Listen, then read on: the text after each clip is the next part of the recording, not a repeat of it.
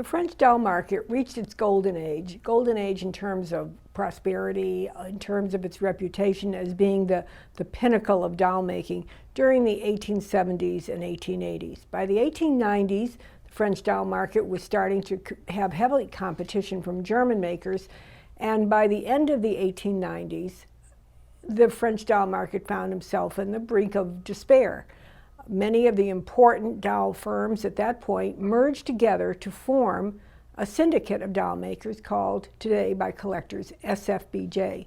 It's an important movement in French history that really has not received the attention it should, but it was also an important part of what has become to be referred to today as the Renaissance of the French doll.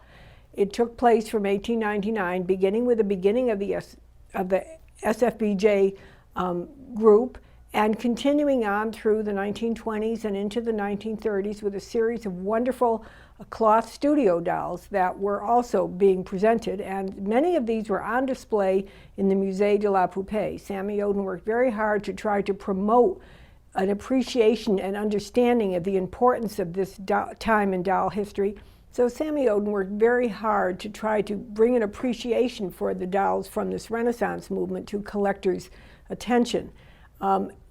In that regard, he has important dolls in his museum, which we are presenting and offering in the Fascination book and auction. Signal among these is another example of the gorgeous, desirable, rare, and top pinnacle doll in all collecting, the Albert Marc doll, of which it's believed only 100 models were ever made. It was designed by the French sculptor Albert Marc, and it was presented at the Paris couture shop of Marc Lacroix in a series of historical costumes representing famous historical movements in France over the years, and also another series representing characters from the Ballet Russe, which was popular in Paris then, and this extraordinary example, of which there is nothing else like this in the Albert Marc line presented by Marc Lacroix, and yet we know it is totally original. When the Marc Lacroix were costuming the dolls of Albert Marc, they would write on the sole of the foot in pencil what the doll was representing. And so now often that mark has disappeared. It's not always there, but when it is, it's very precious, and in this case particularly so, because here we found the mark on the bottom of the sole, and it said Mrs. Haverfield. Who is Mrs. Haverfield? Who is she? What? That's not like anything else with Albert Marc when they're writing a historical duchess or a queen or a figure from Ballet Russe. Mrs. Haverfield? Who is that? Well, this is the joy of the internet. We're able to find it out. Mrs. Haverfield was a very, very famous suffragette, British suffragette from the beginning of the 19th century. Fascinating person. Just go search it out on the internet and you will find her entire history, and it's a remarkable one. She worked very deeply in suffragette movements, and then she was helped found many of the nursing associations during World War I, a very, very remarkable and fascinating person. One of the things that she was remarkable for was she said, when we do our suffragette marches and things, we need to be wearing clothing that is going to help us handle the weather. And she made this one famous outer coat very, very famous. In fact, she helped promote this outer coat. And it was designed so that she said, you know, many of us, we don't live in these luxury homes, so we go home at night and our flat is cold and damp, and we need to be able to take this coat off and shake it a little and hang it up and then be ready to go out on the street again the next morning and start marching. And she was noted for this. So here's Marc Lacroix. Why? How did she know Mrs. Haverfield? The time period is correct. They could have run into each other. Certainly Marc Lacroix and many of the costumes they designed in their clothing line were interested in the modern woman, so it's very likely that their paths would have crossed. Mrs. Haverfield came from an upper crust aristocratic family, even though she got heavily involved in working people issues, and so likely their paths crossed. At any rate, if somewhere along the line, Marc Lacroix decided to costume one of the Albert Marc dolls as Mrs. Haverfield. Absolutely different than any others, really a treasure in this case. And here she is wearing Mrs. Haverfield's suffragette marching costume. Of course, it's a doll version of it. It's a little prettier than Mrs. Haverfield's was, but nevertheless, here it is, and it's totally original. You turn it around, you can see the very simple. It wasn't supposed to be fancy because it was a very simple design. And it was a capelet collar worn over this dropped waist affair, appearing as a coat, and brown stockings and brown shoes, and a matching corduroy cap with the silk lining. Very, very beautiful on her. This Albert Marc, however, didn't want to give up her past entirely. So she did have an additional original costume, which has remained with her all these years. She's been stored in an original, I don't know if it's an original, but an antique wooden box by the family who owned her all these years, along with this original historical silk costume, more typical of the Marc. And this one, in fact, bears on its label, and now I'm going to find it, the original label of Margane Lacroix, which is right here, of the Margane Lacroix boutique. Faded, but still there. And there was not only the gown, but the gown had the original blue cape to fit over it. Floor-length cape with capelet collar and a beautiful gold silk lining. And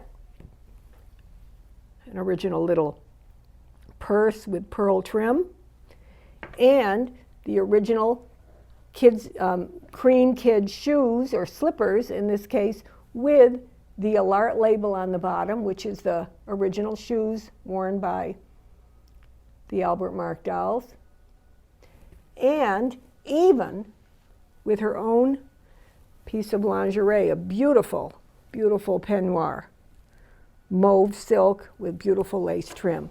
This is a real treasure of a Marc, to my way of thinking. She had, because I love the contemporary, the contemporary life that it brought with it. The others were all historical or were fantastical or were theatrical, but this was every woman circa 1915, and I think so important for that reason.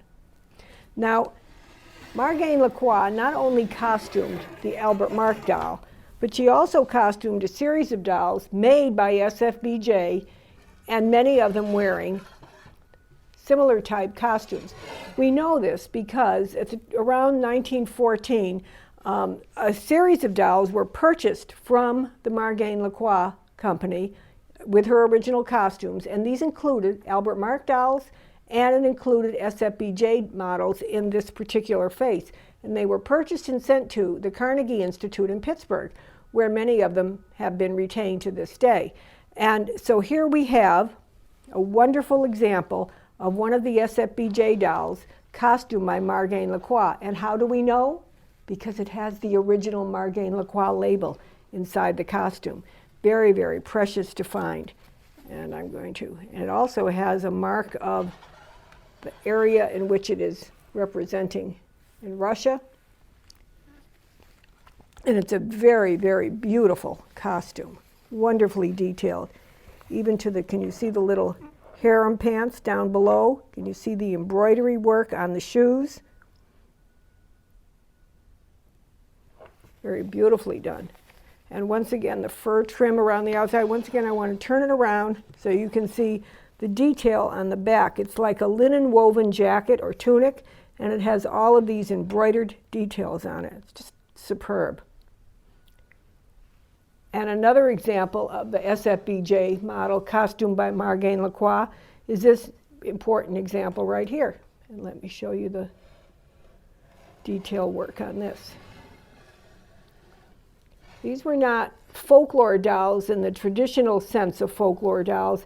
They were much more theatrical. For example, the first one I showed you would have been a character in the Ballet Russe that had come in from Russia to Paris during this time and was so important an aspect of popular culture right then. So, three very interesting and important dolls. As the renaissance of the French doll movement came along, they were fighting not only to get their rightful place in the doll world back from the Germans, but now the Americans had entered the field as well, and they were starting to produce their series of character dolls in composition in wood that were big competition to the French. So we have so many cross currents going on, and this is in the 1900 to say 1918 period, and we have World War I as well. So many factors became involved, and SFBJ, the Syndicate of French Doll Makers, did everything in their power to try to keep their share of the doll market for them. They produced characters that were representative of contemporary culture. For example, they hired the artist, Poupée, to design 2 dolls based upon his orphan children he showed in the Montmartre area of Paris. These were the children who had been orphaned by the war. And that's why they were designed with their gaunt, hungry faces, with their really kind of starving look. And they were just simply Parisian urchins. They were part of a movement on his part to try to raise funds for these children. So that became part of the whole thing that SFBJ did. Then they also introduced a series of characters that were very expressive. And what do they remind you of? They remind you of the German characters that were being made at the time, the art characters. This is all in the 1910 period. Laughing children, pouting children, crying children. Most representative of that is the series of multi-head dolls that was done by SFBJ.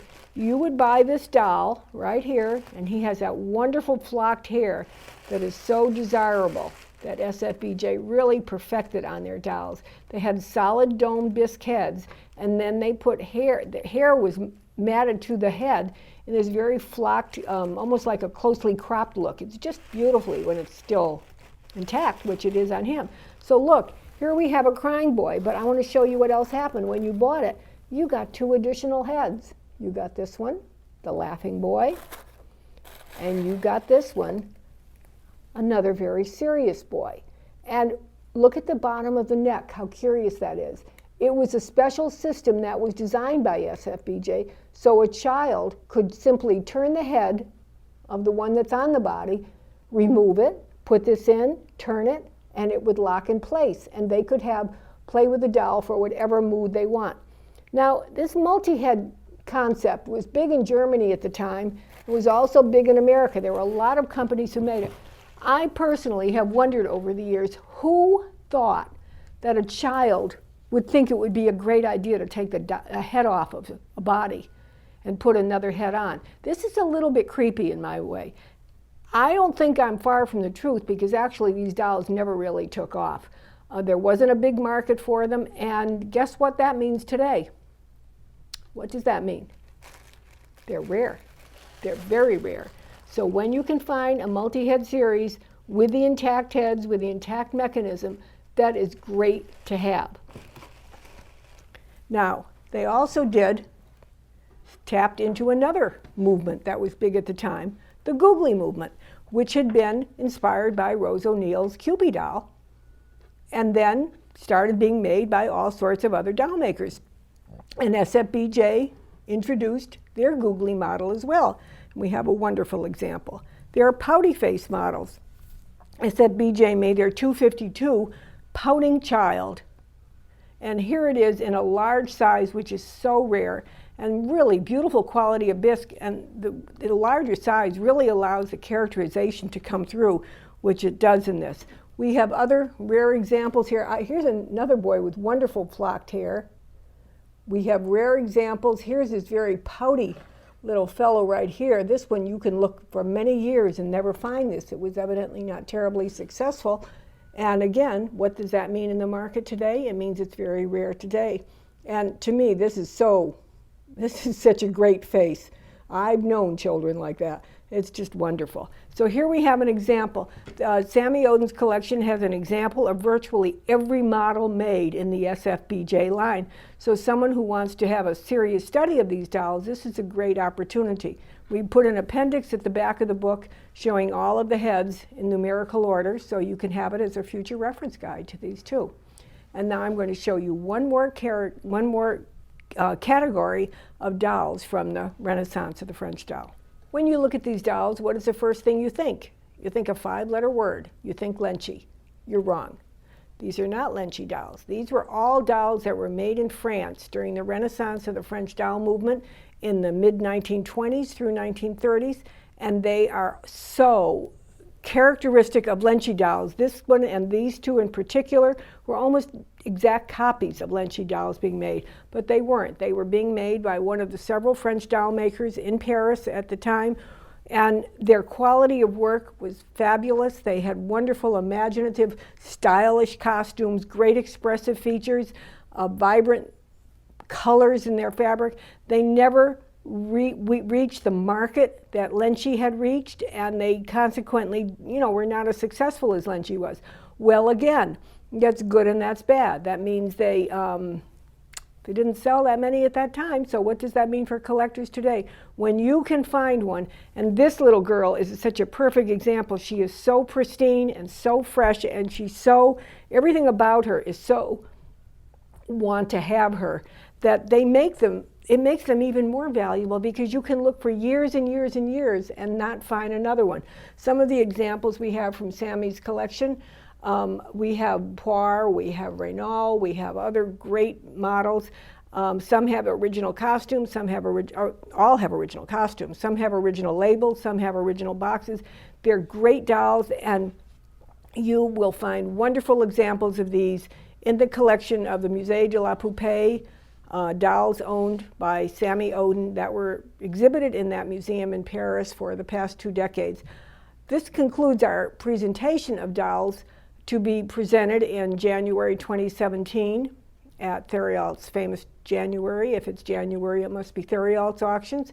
I hope you can come. It's a wonderful weekend with collectors coming in from all over the world. It's a great get-together to meet new friends, choose wonderful new dolls, and I hope you will be there. Sammy Oden will be there with us on the second day for his museum collection, and he'd be happy to meet you and autograph your catalog.